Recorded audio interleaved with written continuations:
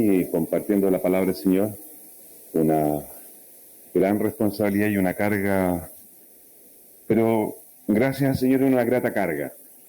El hecho de hablar de las Escrituras, pensar en ellas, meditar en ellas, debería ser para cada uno de nosotros un privilegio que despierta nuestro espíritu, que vivifica nuestro espíritu. Y en ese sentido quiero que vayan a sus Biblias y busquen el texto de 1 Corintios capítulo 15,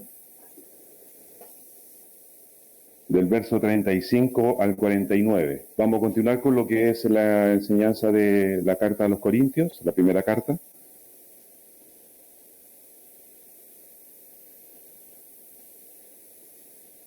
Y cuando lo hayan encontrado, se pueden poner en pie para que lo leamos juntos.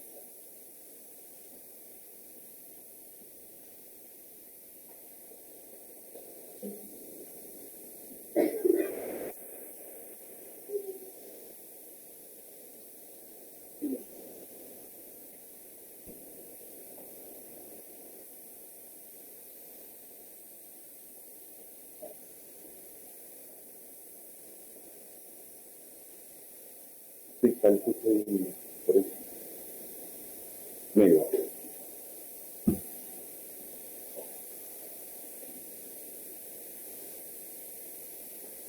No,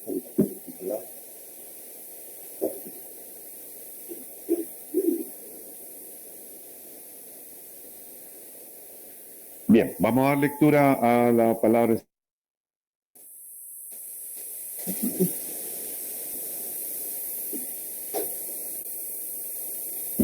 A la cuenta de 3.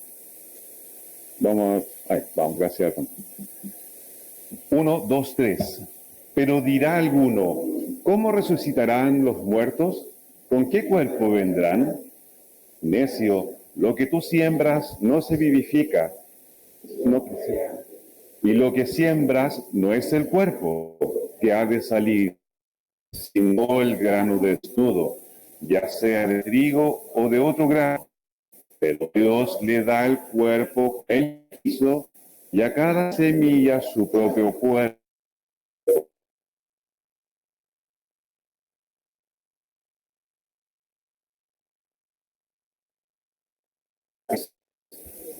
Y otra de las aves.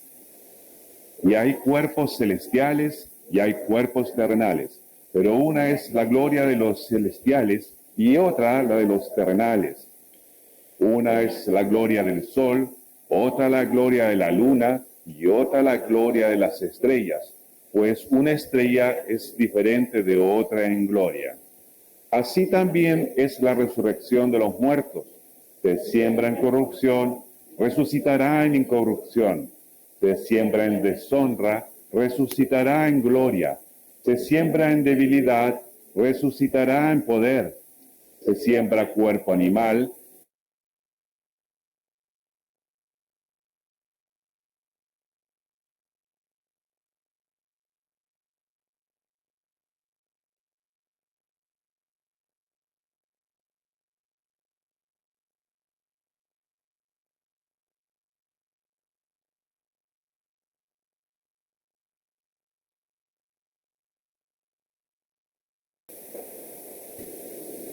no sé si recuerdan de todo lo que se ha ido enseñando en el capítulo 15 particularmente, que trata el tema de la resurrección de los creyentes, haciendo memoria un poco de los primeros versos del capítulo 15, que el apóstol Pablo empieza a los hermanos corintios a traerles el evangelio a su mente. ¿Se recuerdan?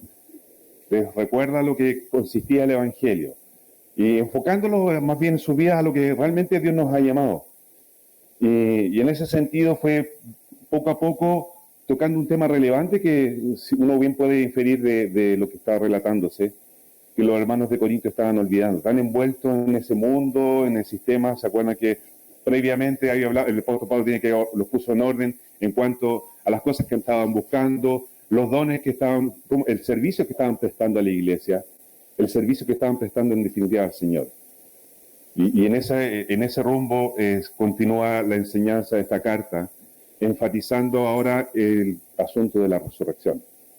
No sé si ustedes se han dado cuenta. El tema de la resurrección dentro de nosotros mismos, hoy día, actualmente, no es un tema muy recurrente a comentar y sobre el cual hablar. Y no debiera ser así. ¿Por qué lo digo?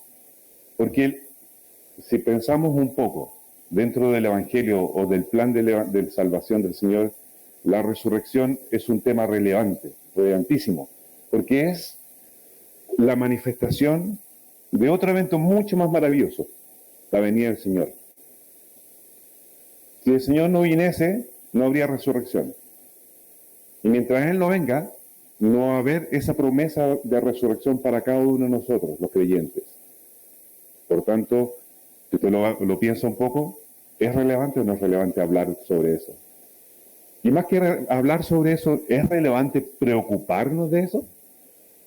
Y preocuparnos en el buen sentido de la palabra, no como quizá algunos pueden tomar, no, si yo tengo que hacer méritos para poder ser salvo y poder resucitar y tener la gloria del Señor. No.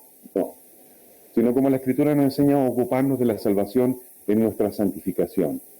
En lo que a nosotros nos corresponde como hijos de Dios es nuestra responsabilidad de reflejar el carácter de Cristo y reflejarlo no por una obra propia, sino que reflejarlo por la obra del Espíritu Santo que actúa en cada uno de nosotros. Y en ese sentido es lo que esta porción, una vez más el apóstol Pablo quiere enfatizar. Porque continúa en esta serie de temas obligado a hacer frente, cuestionando la vida de cada de los hermanos de Corinto de esa época. Si hacemos memoria un poco del contexto de la historia de Corinto, veíamos que estaban viviendo de forma vana, estaban dedicados a ilustrarse principalmente, o a alcanzar una posición ilustre, ya sea en términos culturales, intelectuales, económicos.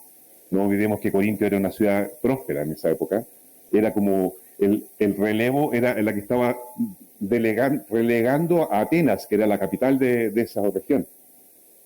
Una ciudad que era muy próspera en los términos económicos.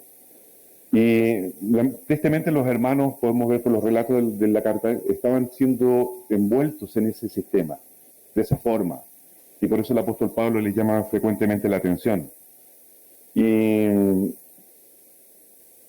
los llama a recapacitar de una serie de errores. Por ejemplo, si ustedes revisan el verso 33 de ese mismo capítulo, le llama a no errar y pecar, derechamente. Y eso lo puso la vez anterior nuestro pastor. Con vanas conversaciones que para nada aprovechan. ¿Se recuerdan ese verso? Que no erren, no piquen, las malas compañías corrompen las buenas costumbres, ¿cierto? Y se refiere a un término general, es decir, ¿con qué me estoy relacionando? Las relaciones ilícitas, podríamos decir. De alguna otra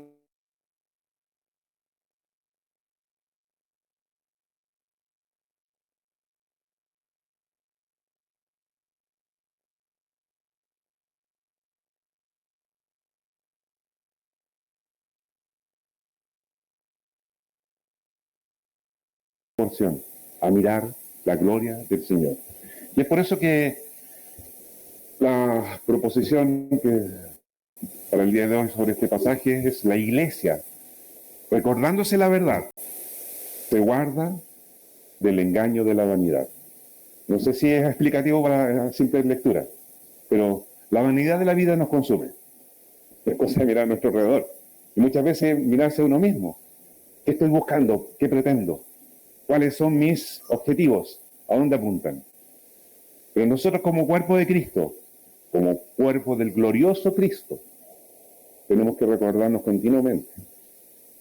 Como dice la Escritura, el que esté firme mire que no caiga, también en Corintios. Pero que el Señor nos guarde cada día. Y también como responsabilidad de hermanos que somos en Cristo, es parte nuestra, de recordarnos para guardarnos por la gracia del Señor. De los versos 35 al 38,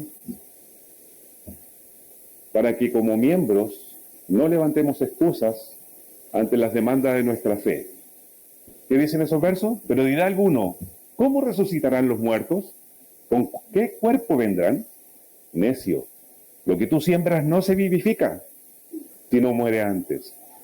Y lo que siembras no es el cuerpo que ha de salir, sino el grano desnudo, ya sea de trigo o de otro grano. Pero Dios le da el cuerpo como Él quiso y cada semilla su propio cuerpo.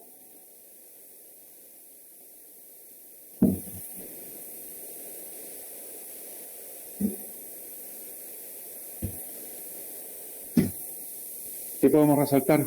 Primer verso dice, pero dirá alguno, ¿cómo resucitarán los muertos?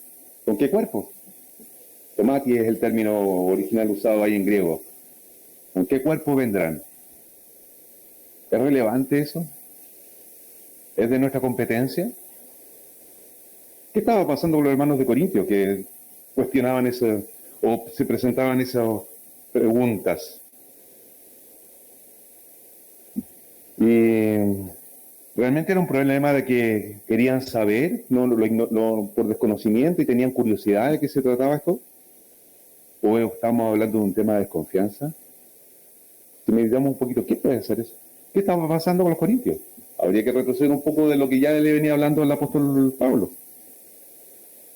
Pero rápidamente lo podemos resolver con lo que sigue. En definitiva, los hermanos de Corintios estaban con un problema de incredulidad. Porque no creo que le haya dicho esa palabra tan fuerte que el Señor mismo Jesús dijo, no trates de necio a tu hermano, ¿cierto? ¿Y qué les dice el apóstol Pablo? Necios, incrédulos. Porque tú siembras no se vivifica, sino muere antes. No son nuestras obras las que se vivifican, no va a ser nuestra labor la que está construyendo la gloria futura y prometida. ¿Qué llamó nuestro Señor a hacer para seguirle? ¿Qué nos dijo primeramente? El que quiere venir en pos de mí. ¿Qué más? Tome su cruz cada día y sígame. ¿Y qué implica tomar la cruz de Cristo? Una cruz para cualquier persona en aquella época como sentencia de juicio. ¿Qué implicaba? ¿Seguir viviendo o morir? Morir. Entonces, por eso le dice, lo que tú siembras no se vivificará, sino muere antes. Es decir, muere a tus obras, muere a tu vida, para que se manifieste lo que realmente vivirá. ¿Se entiende? El Salmo 14 y el Salmo 53, y ambos en su versículo 1 hablan sobre la actitud del necio. ¿Qué dice el necio? En su corazón no hay Dios. Se han corrompido e hicieron abominable maldad y no hay quien haga bien. Esa advertencia está haciendo el apóstol Pablo. No seamos necios, no seamos incrédulos. Creamos con firmeza la verdad de Dios, la palabra de Dios, lo que el Señor ha prometido. En definitiva, hermanos, si uno piensa es eso, son las promesas del Señor al creyente. No podemos menguar sobre esa certeza. No podemos dudar. Si dudamos, no estamos realmente creyendo, no somos verdaderos creyentes. La fe de Cristo no está siendo fortalecida en nuestros corazones. Y es a eso que específicamente el apóstol Pablo está llamando a nuestros hermanos de Corintio, a que fortalezcan su fe en Cristo. No fortalezcan su vida con riquezas, ni posesiones, ni con relaciones sociales, ni nada de esas cosas por el estilo. Al contrario. Porque da la impresión que los hermanos de Corinto, con estas preguntas que hacen, se estaban como viendo interferidos en sus proyectos. ¿Por qué tengo que morir a lo que yo quiero? Son mis proyectos, es mi futuro. ¿Qué futuro estaban mirando los hermanos de Corinto? Y es lo que me puedo preguntar yo hoy día, ¿qué futuro estoy mirando? ¿Hacia dónde estoy apuntando? Y lo que se siembra no es el cuerpo, dice el verso 37. Y 38 habla sobre el cuerpo, y ese término cuerpo que usa ahí es soma, el ser, que muchas definiciones lo plantean como el ser, la persona, si bien no en su ámbito puramente físico, sino que es un conjunto de. Muchas definiciones hablan de cuerpo como conjunto de personas, conjunto de sociedades, conjunto, en fin. En lo particular aquí, está hablando al conjunto del ser humano que está encerrado en un cuerpo, por explicarlo de alguna manera. A diferencia de otro término que usa más adelante, que es puramente físico. Y de todas estas definiciones,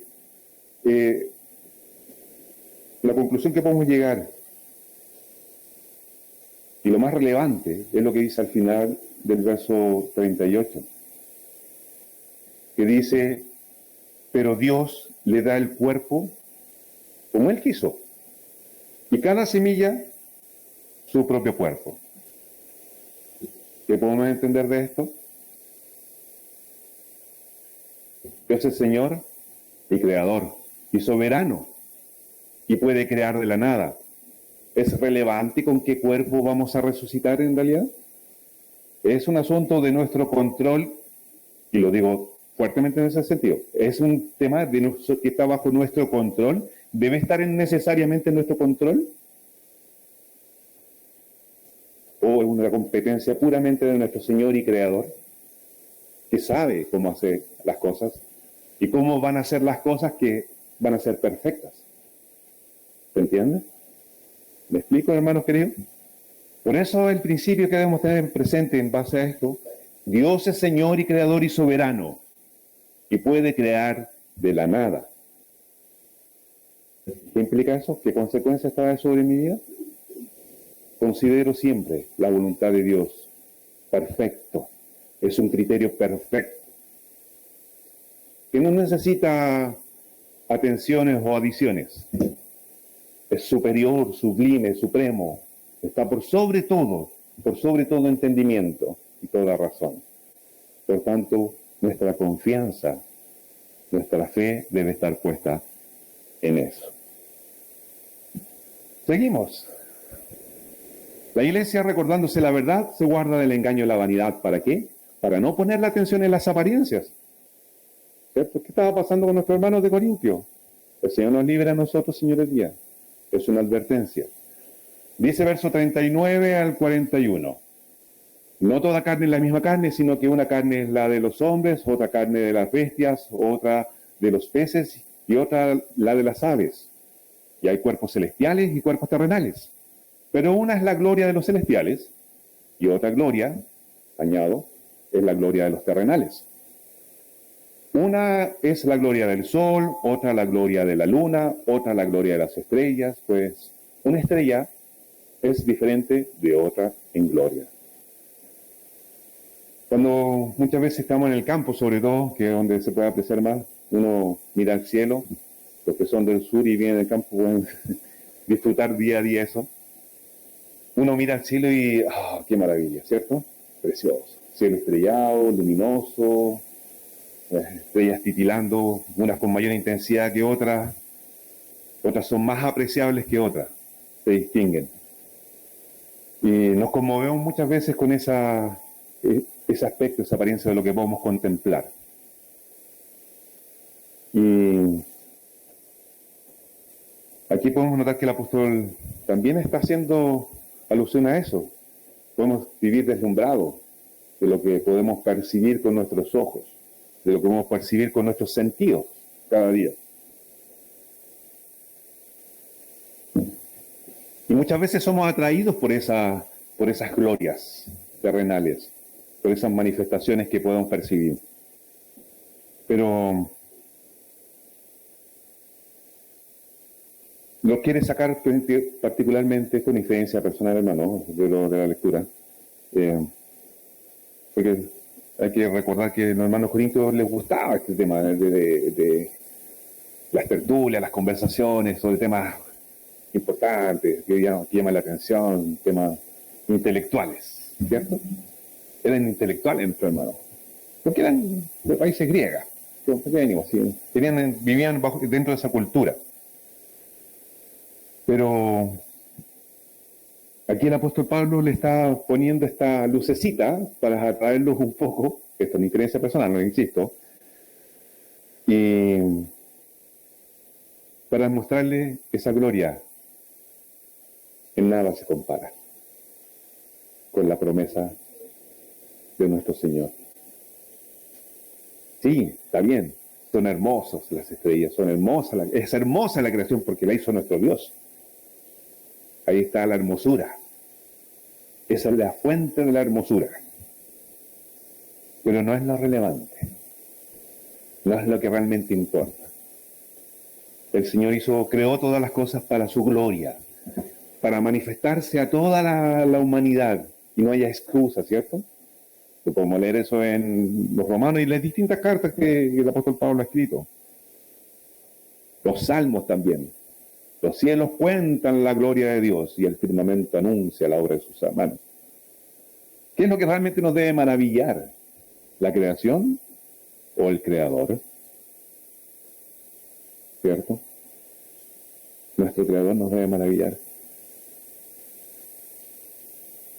¿Qué es lo realmente glorioso? ¿Lo creado o quién lo creó?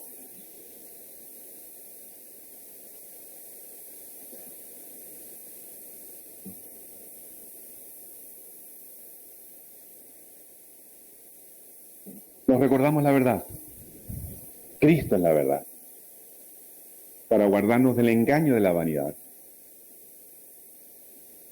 Y así no pongamos la atención en las apariencias de las cosas. Dios es espíritu y no le vemos, ¿cierto? Pero por el hecho que no le podamos ver con estos ojos, ¿estamos impedidos acaso de contemplar su gloria, su poder, su excelsa y magnífica gloria? Él nos ha dado su espíritu, hermanos queridos. Del día que puso sus ojos en cada uno de nosotros, que nos adoptó, nos recogió, nos adoptó como hijos por medio de la fe, y su espíritu vino a morar en cada uno de nosotros. Su espíritu son nuestros ojos espirituales. Su espíritu es el hombre interior que nos conecta. Por medio de la gracia poderosa de nuestro Señor, nos conecta con nuestro Creador, con nuestro Hacedor. Por eso debo descansar cada vez en su perfecta y buena voluntad, porque es su espíritu que nos guía día a día a toda verdad y a toda justicia. Es su espíritu que nos pone en alerta, paso a paso, para no caer en la tentación ni ser seducidos por nuestros propios deseos,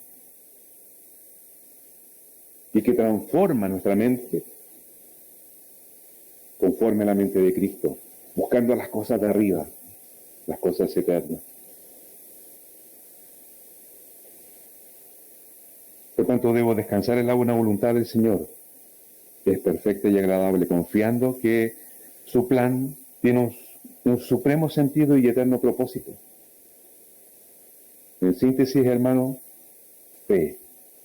Esta afirmación, ¿le suena parecido a algún pasaje que muchas veces se cita? Romanos 8:28. Porque a los que aman a Dios, todas las cosas, o algunas cosas, todas las cosas le ayudan bien. Y esto es conforme a los que, por su propósito, son llamados. Somos llamados del Señor, por el Señor. Vivamos conforme a su propósito, hermano. Volvámonos al camino del Evangelio, cada día. ¿Y para qué? Porque si nos recordamos eso, y internamente cada uno, individualmente se recuerda eso, podemos evidenciar el poder transformador de nuestro Señor. Porque Él es nuestra gloria, hermanos. ¿Qué dicen los versos siguientes, del 42 al 44? Así también es la resurrección. Antes estaba hablando de las cosas, de las glorias de la creación, ¿cierto? De lo creado. Entonces, así también es la resurrección, es gloriosa. Se siembra en corrupción, resucitará en incorrupción. Se siembra en deshonra, resucitará en gloria. Se siembra en debilidad, resucitará en poder. Se siembra cuerpo animal, resucitará cuerpo espiritual. Hay cuerpo animal y hay cuerpo espiritual. Concepto a recordar. La palabra del reino enseñada por Cristo es la semilla, ¿cierto? ¿Se recuerdan la palabra del Salvador y tantas otras parábolas? Y lo destacable aquí es el poder transformador que tiene que ver con lo que creo. nuestra fe. ¿Qué estoy creyendo? Por eso es importante la palabra, la semilla que es sembrada en nuestros corazones. Vemos que el acto de sembrar, como lo leíamos en los versos anteriores, vamos atrás, ahí, siembra, cosecha, ¿cierto? Esas son las acciones, los verbos que están actuando en esta porción. Hay un resultado natural de cosechar. Cuando yo siembro algo, espero cosechar eso que sembré, ¿cierto? Es como algo, un proceso lógico que debiera suceder. Y se entiende que se debe cosechar según lo que uno ha sembrado. Pero aquí en particular, Pablo introduce un proceso implícito de transformación que tiene relación con la palabra de Dios, que a su vez incluye el necesario proceso de morir. Porque si siembro corrupción, de acuerdo a la lógica natural, ¿qué debiera cosechar? Corrupción, ¿cierto? Pero, ¿qué pasó aquí? ¿Por qué dice algo totalmente distinto, totalmente antagónico? Es como raro, ¿cierto? No les llama la atención esas consecuencias de estas acciones, las reacciones son totalmente distintas a lo que uno espera o debiera esperar. El Señor Jesús, y lo escribe el apóstol Juan en su Evangelio, capítulo 12, verso 24, hace relación a lo mismo, al tema del morir. Si se recuerdan, ese pasaje menciona Jesús: si el grano de trigo que cae en tierra no muere, no da fruto. ¿Recuerdan esa enseñanza que el Señor dio? ¿Y a qué se refiere? Si la palabra del reino celestial enseñada por Cristo es la semilla que fue y es esparcida en los corazones de las personas. Y eso nos incluye a nosotros. Y esa misma palabra es la que afianza nuestra fe, modela nuestras creencias o manera de pensar. Por eso el apóstol Pablo les escribe a los Colosenses en el capítulo 3, verso 16. La palabra de Cristo more en abundancia en vosotros, enseñándoos y exhortándoos unos a otros en toda sabiduría, cantando con gracia en vuestros corazones al Señor con salmos e himnos y cánticos espirituales. Y esos salmos e himnos y cánticos espirituales también están basados en la palabra del Señor, ¿cierto? Por eso aquí buscamos siempre las alabanzas, los cánticos sean basados en la Escritura, con base bíblica.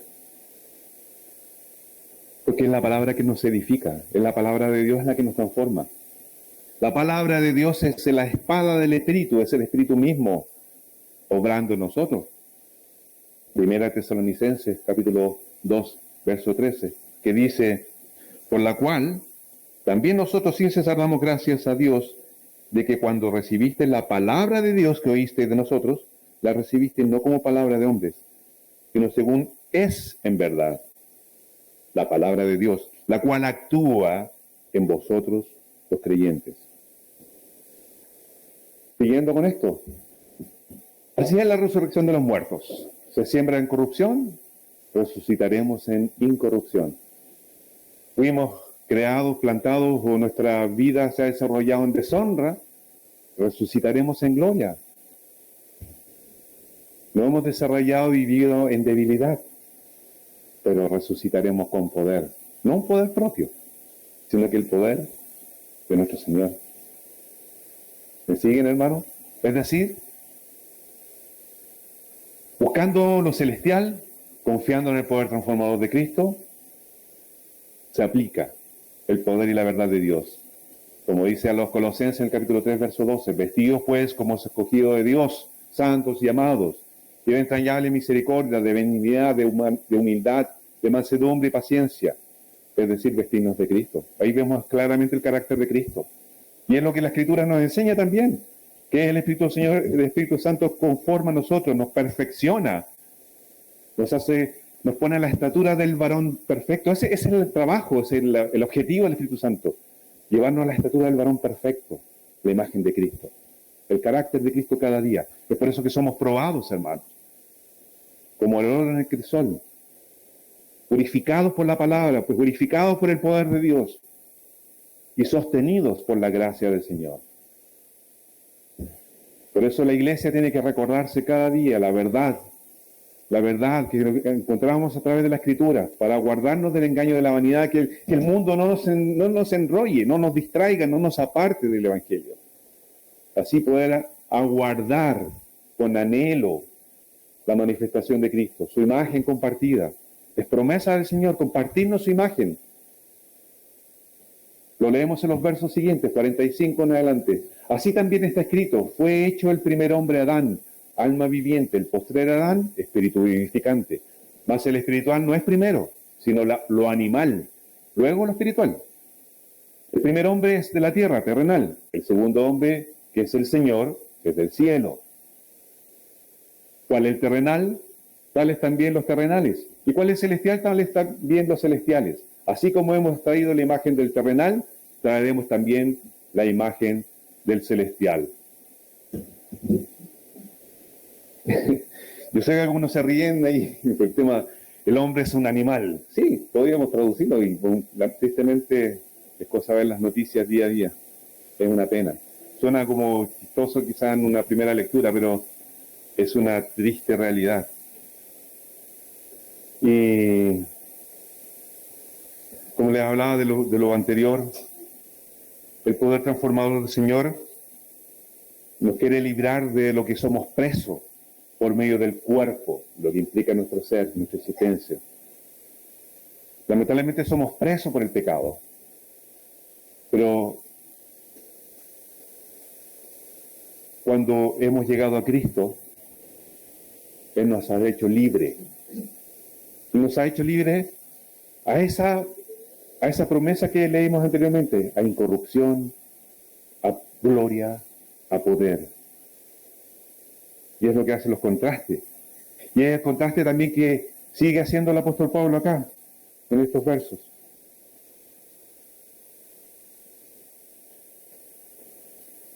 Concluyen con la idea de las nuevas criaturas, con nuevas vestiduras, nuevos aspectos, de lo mortal a lo inmortal, de lo terrenal a lo celestial, de lo animal a la imagen de Cristo, a la imagen de nuestro Dios, a ser redimidos realmente, la manifestación de nuestra redención, a volver al plan inicial de nuestro Señor y Creador, suyos para su gloria, para honrarle, adorarle, servirle para su gloria, y disfrutar, deleitarnos de esa comunión y esa relación, y de esa funcionalidad. ¿Por qué no decirlo de cierta forma? De esa funcionalidad. ¿Por qué no vamos a ser esas personas que van a estornudar sobre una nube con alitas cuando después que dejemos esta existencia? No es esa la realidad. La realidad es que vamos a ser Dios mismo actuando. Quizás puede sonar como una herejía, pero no sé, muchas veces yo pienso, logro en este asunto, cómo va a ser nuestra labor en los cielos, en la creación. Pues no vamos a estar limitados solamente a los cielos, sino que Dios va a poner a sus hijos a gobernar. Pero como le había dicho a Adán ya inicialmente, administren la creación. Usufructen de ella, disfrútenla, gobiernenla, sojuzgarla, dice el término de la traducción al español.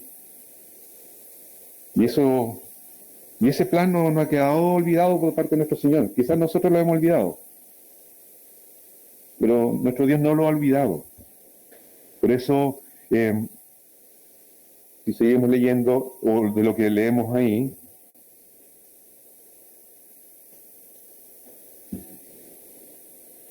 así como hemos traído la imagen del terrenal, traeremos la traducción más literal que podemos tener de ahí, de ese verbo original. Es como llevemos, así como debiéramos ir llevando. El verbo que usa ahí es un tiempo que implica una acción activa, continua, permanente, y una acción permanente de nuestra parte. Es decir, una acción que nosotros debemos ir desarrollando. y que es la palabra forios. Y podríamos traducir que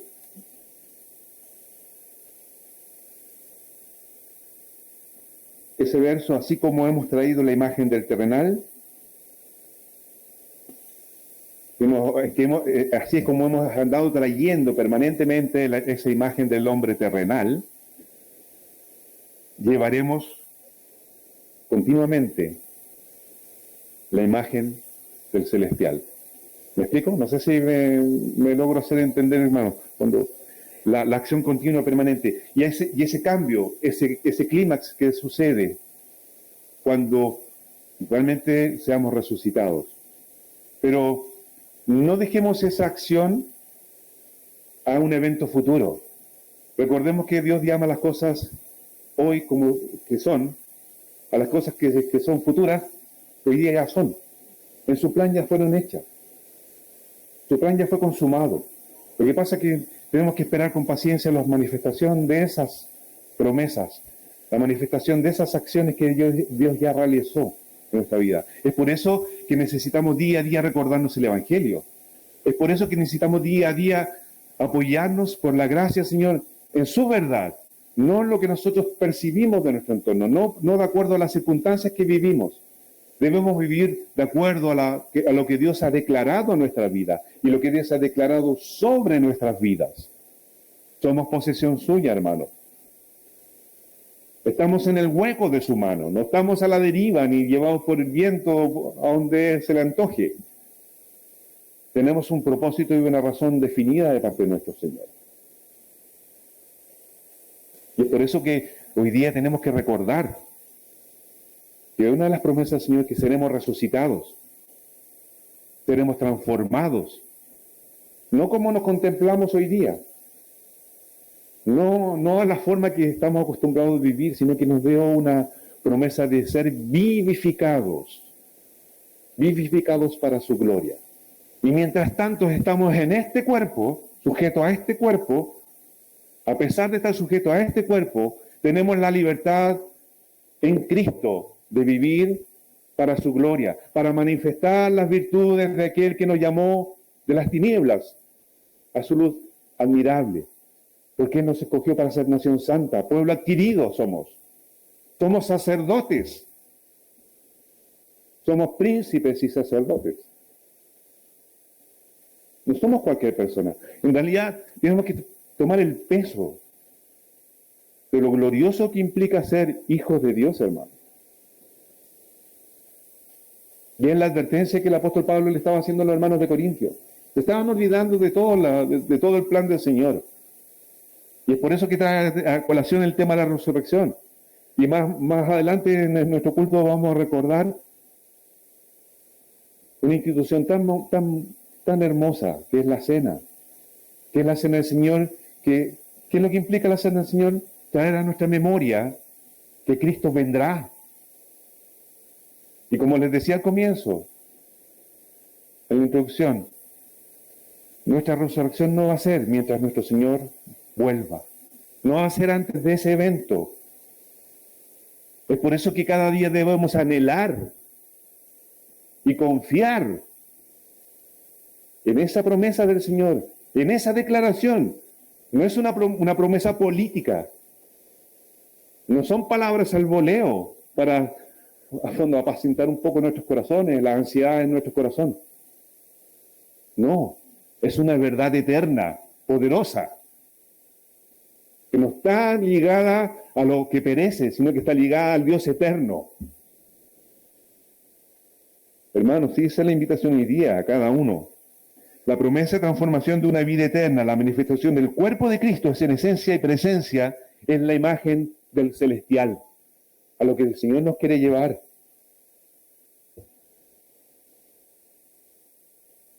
Por eso concluyo, hermanos, con que creamos y anhelemos con firmeza la promesa de vida eterna y gloriosa. Por Cristo seremos transformados al resucitar de la corrupción y manifestar su gloria.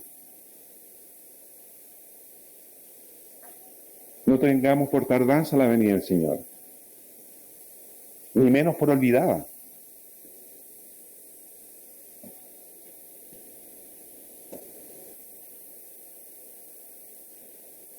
Pongámonos el peso. Anhelémoslos. Anhelemos ese día. Anhelemos la venida de nuestro Señor. Así como hemos traído la imagen del terrenal, de la que hay que despojarnos, morir a ella.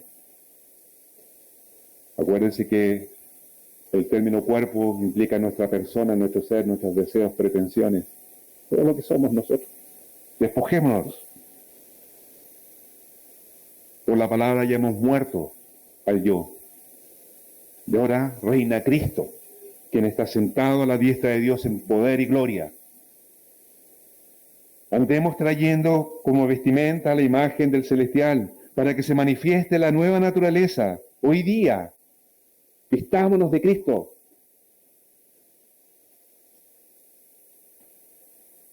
La nueva naturaleza, la del ser interior.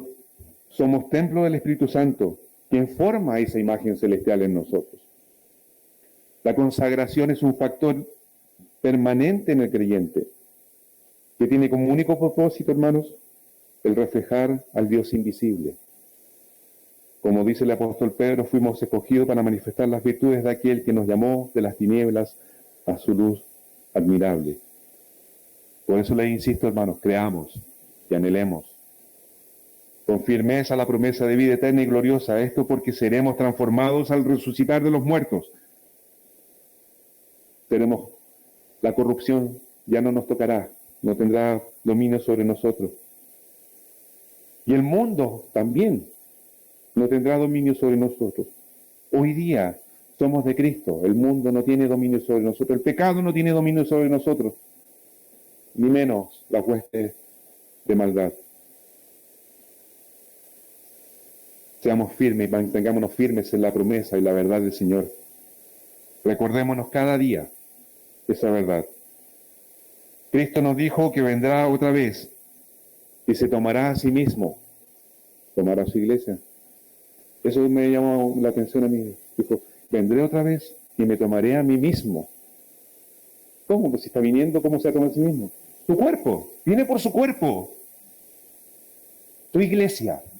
Y su iglesia la componemos nosotros, los creyentes, los que hemos puesto nuestra confianza en este Dios y Señor, nuestro Salvador, aquel que nos rescató y nos restauró para su gloria. Así que, hermanos, y esto trae una acción de parte de nosotros como iglesia. Por eso tenemos que recordarnos y hablarnos las Escrituras vez tras vez, recordarnos de continuo el Evangelio, recordarnos tanto en forma individual, ya sea por devocionales, meditación de la Escritura, como por la exhortación de los unos a los otros. Tenemos que pensar no tan solo en forma individual, también pensar de forma corporativa. Somos uno en Cristo. Así como dijo el Señor, como tu Padre y yo somos uno, que ellos sean uno. Haya unidad en ellos. Y esa unidad se liga con el amor del Señor. Así lo enseña la palabra del Señor. También, cumpliendo la comisión de nuestro Señor, ir y hacer discípulos a las naciones. Ciertamente en forma individual no podemos ir. Yo no puedo andar en los distintos continentes predicando el Evangelio y haciendo discípulos. Pero sí, dentro de este cuerpo hay hermanos, hijos del Señor que tienen el ministerio y el llamado de ir a otras naciones, a ir a otras regiones, a predicar este Evangelio, a levantar el Evangelio de Cristo, a levantar obras para el Señor, para que el Señor sea exaltado, sea reconocido. Las misiones, tengámoslo en cuenta siempre, es una responsabilidad nosotros como iglesia, las misiones.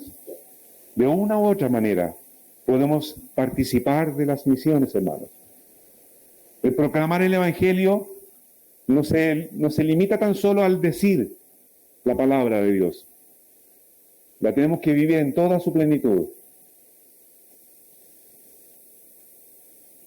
proveyendo los recursos para que sea llevado a cabo ese ministerio, orando por aquellos que están dedicados a ese ministerio, rogando al Señor por los que no le conocen aún.